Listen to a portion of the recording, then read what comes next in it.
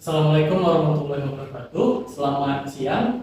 Kami dari kelompok 7 akan menjelaskan bahaya narkoba yang dapat menghancurkan masa depan. Baik, saya selaku ketua kelompok akan mengenalkan anggota-anggota saya. Yang pertama, saya Muhammad Ibn Mabri sebagai ketua kelompok. Lalu Celi Rosalina, Likalia, dan Geri Tanto. Baik, pertama saya akan menjelaskan apa itu narkoba atau lebih bilang narkotika dan obat-obatan. Baik, secara umum, narkotika adalah zat atau obat baik yang bersifat alamiah, sintetis, ataupun semi sintetis yang menimbulkan efek penurunan kesadaran, halusinasi, serta daya rangsang. Sedangkan menurut Undang-Undang Narkotika Pasal 1 Ayat 1 menyatakan bahwa narkotika merupakan zat buatan ataupun zat yang berasal dari tanaman yang memberikan efek halusinasi, menurunkan kesadaran, serta menyebabkan kecanduan. Nah, kesimpulannya, narkoba adalah zat yang jika dimasukkan ke dalam tubuh manusia, baik secara oral atau diminum, dihirup maupun disuntikkan, dapat mengubah pikiran, suasana hati, atau perasaan dan perilaku seseorang. Narkoba ini dapat menimbulkan ketergantungan atau adiksi fisik maupun psikologis. Menurut pengaruh penggunaannya ataupun menurut pengaruh penggunaannya, obat-obatan narkotika ini dibagi menjadi dua. Yang pertama adalah kelompok narkotika, yaitu obat-obatan yang menimbulkan euforia atau rasa senang, rasa ngantuk berat, dan penciuman pupil mata serta sesak napas. Kelebihan dosis akan menyebabkan kejang-kejang, koma, napas lambat, dan pendek-pendek atau sesak napas. Nah, gejala bebas pengaruhnya adalah mudah marah, gemetaran, panik serta berderingat. Contoh obat-obatan narkotika ini ada metadon, kodein, dan hidromorfin. Nah, yang kedua adalah kelompok narkotika depresan, kelompok obat-obatan depresan. Jenis obat depresan ini adalah obat yang berfungsi mengurangi aktivitas fungsional tubuh. Obat ini dapat membuat si pemakai merasa tenang atau bahkan membuatnya tertidur atau tidak sadar diri. Nah, contoh dari obat depresi ini adalah Sedatin, Delbeka atau obat tidur. Lalu ada Magadon, Valium, Cannabis, dan Barbiturat. Jenis narkotika. Nah, narkotika dibagi menjadi 3 golongan. Yang pertama adalah narkotika golongan 1. Narkotika golongan 1 ini sangat berbahaya jika dikonsumsi karena berisiko tinggi menimbulkan efek kecanduan. Nah, contoh-contoh narkotika golongan 1 ini ganja, opium, dan tanaman kokain ini tanaman yang dipakai untuk membuat kokain. Golongan narkotika 2 ini dapat dimanfaatkan untuk pengobatan asal sesuai dengan resep dokter. Jenis dari golongan ini ada lebih dari 60 jenis. Beberapa di antaranya adalah morfin, altoprolina, dan juga lain-lainnya. Yang ketiga adalah narkotika golongan 3 yang bawah. Narkotika golongan 3 ini memiliki risiko ketergantungan yang cukup ringan dan dapat dimanfaatkan untuk pengobatan serta terapi. Contohnya seperti kodein, propiram, kolkodina, dan etilmorfina, asalkan dosisnya sesuai. Baik, berikut adalah bahaya dan dampak narkoba yang akan dijelaskan oleh teman saya, Geri Tanto. Jadi saya akan menjelaskan bahaya dan dampak narkoba pada hidup dan kesehatan kita. Yaitu kami akan menjelaskan 5.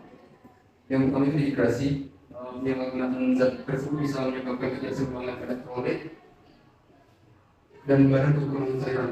Jika terus terjadi, tubuh akan kejang-kejang, muncul halusinasi, perilaku lebih agresif, dan rasa sesak pada bagian dada hingga kerusakan pada otak. Selanjutnya halusinasi.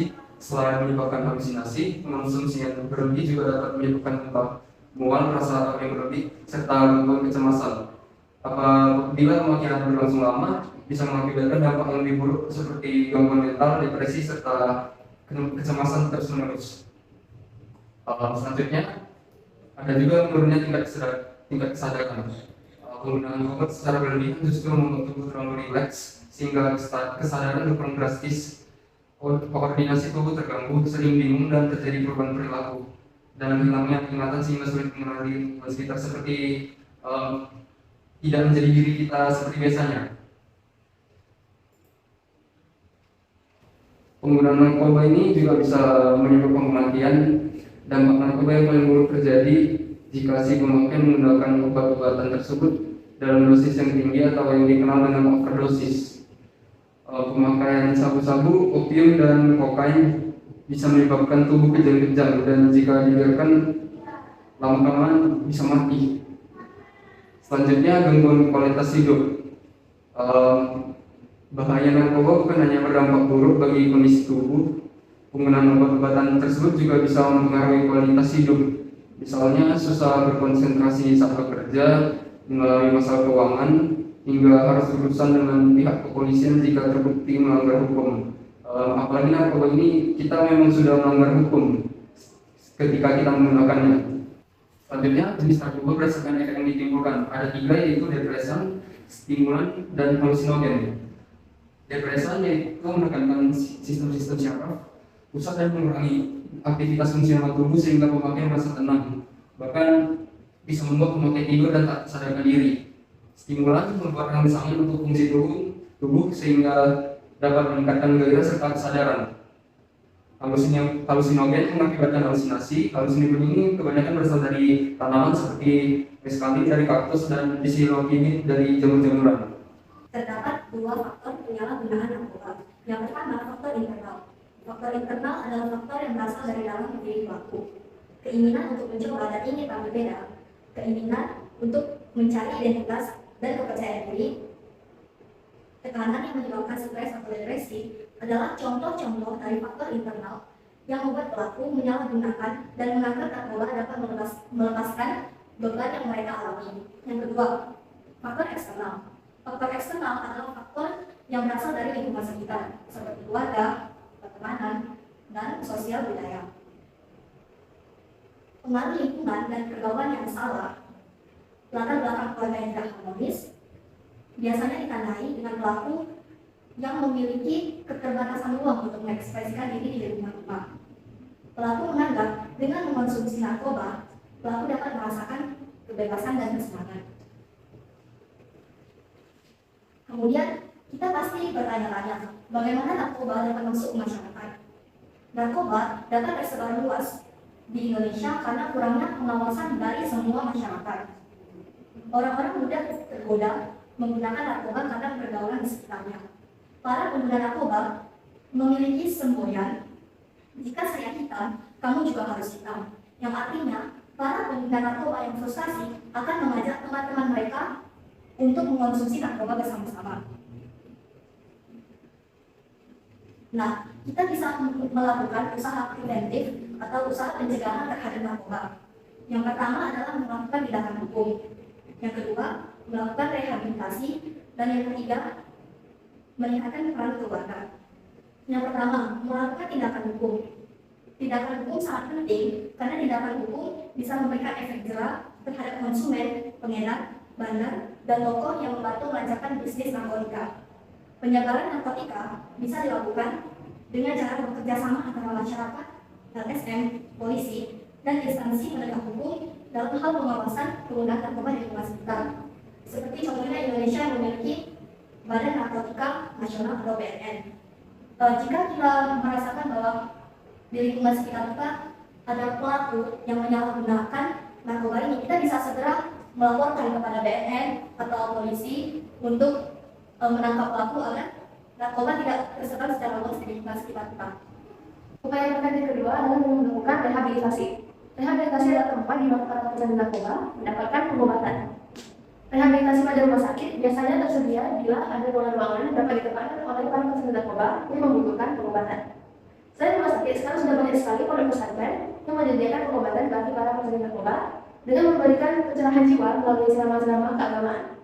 Tidak hanya itu saja, di pondok pesantren, kita juga diingatkan siapa diri kita sebenarnya dan apa alasan kita ada dan hidup di dunia ini. Upaya atau usaha preventif yang ketiga adalah dengan meningkatkan peranan keluarga. Melalui perwujudan keluarga sakinah, peran keluarga sangatlah besar dalam pembinaan diri seseorang. Hasil penelitian menunjukkan bahwa kebanyakan anak-anak yang nakal dan berandal berasal dari keluarga yang berantakan atau broken home. Maka dari itu, peranan keluarga sangatlah besar karena keluarga merupakan tempat pertama seorang anak mendapatkan pendidikan mengenai nilai-nilai sejak ia dilahirkan. Selain itu, peranan orang tua tidak kalah besar karena orang tua merupakan guru-guru pertama seorang anak yang mengajar membimbing, mendidik, membina, dan membentuk anak-anaknya. Jika kita mendengar kata narkoba, pasti pemikiran kita menuju ke sisi negatif terlebih dahulu. Kalau narkoba dapat menyebabkan pengaruh buruk dengan penggunaan yang kesengajaan, narkotika dan obat-obatan dapat digunakan secara positif dalam dunia medis. Dalam bidang kedokteran, narkotika golongan 2 yang sering digunakan adalah morfin, fentanyl, retidin, kodein, kokain, amfetamin, dan lain-lain. Di lingkup kedokteran obstetri, narkotika pada dasarnya juga memiliki fungsi yang sama, yaitu sebagai analgesik atau penunda nyeri, baik saat operasi, pembiusan, maupun sebagai terapi paliatif bagi penderita kanker. Presentasi dari kelompok 7, kami ucapkan terima kasih atas kesempatan dan waktu yang sudah diberikan. Mohon maaf bila ada kesalahan dalam penyampaian. Semoga materi yang telah kami sampaikan dapat bermanfaat. Sampai jumpa di lain waktu.